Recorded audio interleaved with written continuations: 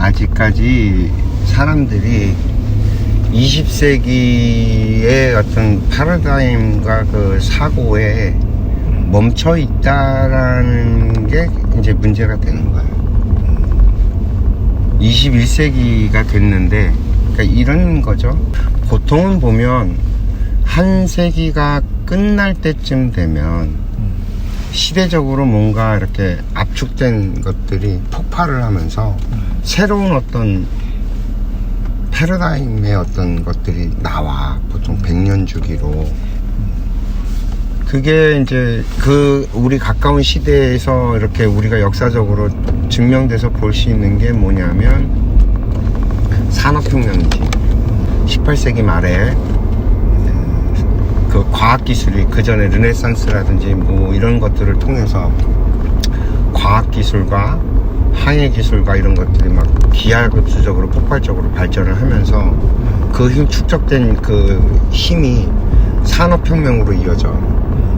산업혁명으로 이어지면서 18세기 말에서 자본주의와 어떤 그 사회주의라는 어떤 그런 사상이 만들어진단 말이야. 그러면서 19세기로 넘어오면서 이 두 개의 개념이 충돌을 하게 되죠, 결국엔.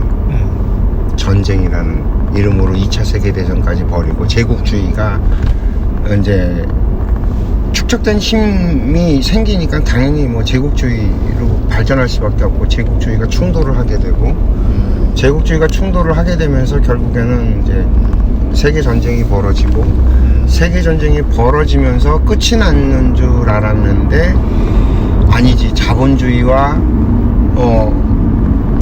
사회주의의 어떤 커다란 이념들이 결국에는 이제 19세기에 양극으로 나뉘어지면서 대립을 하는 구도가 형성이 되죠. 그래서 19세기에 그 태동됐던 그 에너지가 20세기를 지배를 해버린다고. 근데 세기 말이 되니까 어떻게 돼? 자본주의와 사회주의가 결국엔 대립해서 자본주의가 승리를 하고 사회주의가 망하는 것 같은 형태가 벌어졌는데, 문제는 그렇다면 새로운 어떤 뭔가 패러다임의 뭔가 이념이 나와서 21세기는 그러면 우리가 어떻게 살아가야 된다라는 뭔가가 나왔어야 되는데 안 나와버렸죠. 안 나온 상태로 그냥 밀레니엄을 맞이해버렸죠. 그러니까 21세기가 되고 나서부터는 사람들이 방향을 잃어버리는 거야. 어디로 가야 되는지, 우리가 100년 동안 어떤 세상을 만들어서 발전해 가야 되는지. 왜냐면 자본주의가 이겨버리는 걸로 착각을 했던 거야. 근데 자본주의가 모순이란 모순은 어마무지하게 끌어내거든. 그러니까 사실 지금 자유민주주의 체제라고 하는 곳에 그러니까 사회주의 국가였던 뭐 자유민주주의 체제의 국가였던 모든 국가들이 받아들여버린 게 뭐냐면 자본주의를 받아들인 거야, 다.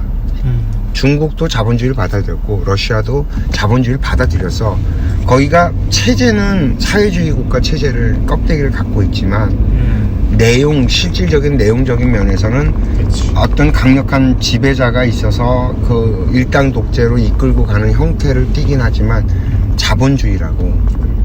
경제 체제는. 경제 시스템.